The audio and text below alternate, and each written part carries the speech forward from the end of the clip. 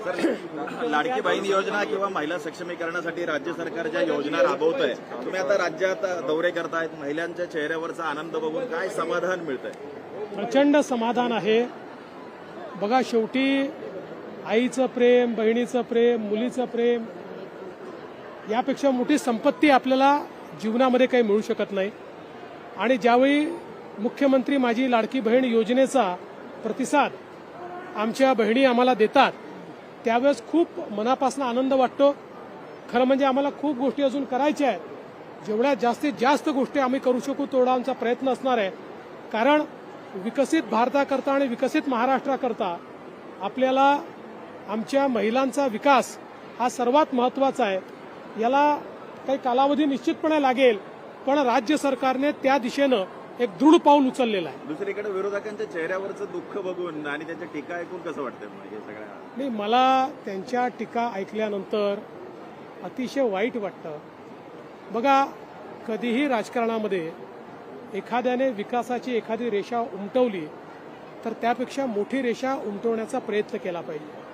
दुसऱ्याची रेषा पुसण्याचा प्रयत्न हा एक प्रकारे जनतेशी द्रोह आहे.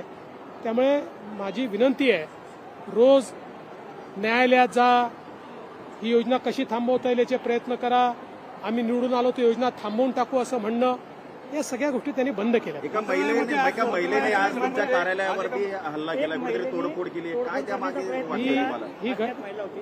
मी माहिती घेतली. आजची घटना नाही आहे, ही कालची घटना आहे. त्या महिलेचं काय म्हणणं होतं, तिने कशा करता ते केलं हे निश्चितपणे आम्ही समजून घेऊ. एखाद्या उद्विग्नतेनं तिने ते केलं का, काही तिची व्यथा आहे का, हे निश्चितपणे आम्ही समजून घेऊ. ती व्यथा दूर करण्याचा प्रयत्न करू. लाडक्या बहिणीचा राग अनावर झाला अशी टीका विरोधक करतायत. का विरोधक जे आहेत ना, इतके निराश आहेत, हताश आहेत, त्यांच्याकडे मुद्दे देखील उरलेले नाहीत. त्याच्यामुळे आता खरं म्हणजे मला जर टीका करायची असेल तर अनेक गोष्टी मी सांगू शकतो की त्यांच्या काळामध्ये किंवा त्यांच्यासोबत काय काय झालेलं आहे. पण कोणी खालच्या स्तरावर उतरलं म्हणून माझ्यासारख्याने थोडी उतरायचं असतं. एखादी आपली बहीण चिडली असेल, काही तिची व्यथा असेल तर ती आपण समजून घेऊ. कोणी जाणीवपूर्वक पाठवलं असेल तर ते देखील समजून घेऊ.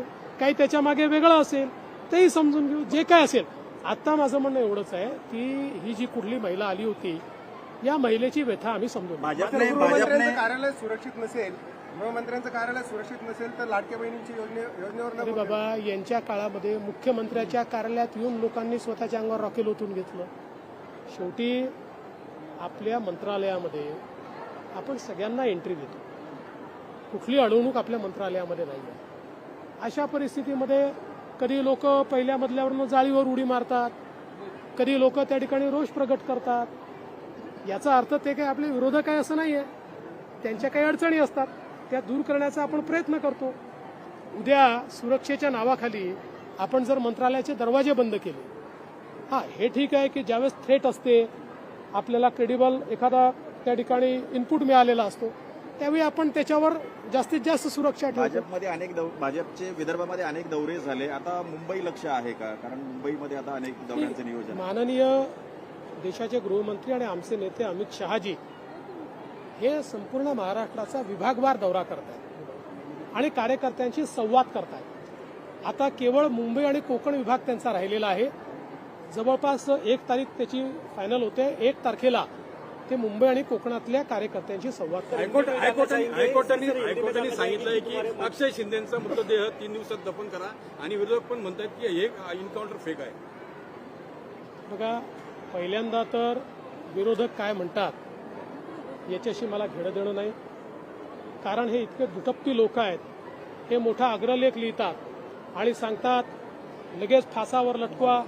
हे अग्रलेख लिहून जेव्हा तेलंगणामध्ये ज्या प्रकारचं एन्काउंटर झालं होतं त्याचं समर्थन करतात आणि इथे मात्र आपल्या पोलिसांवर गोळी चालवल्यानंतर पोलिसांनी स्वसंरक्षणार्थ गोळी चालवली तर पोलिसांवरही प्रश्नचिन्ह उभं करतात.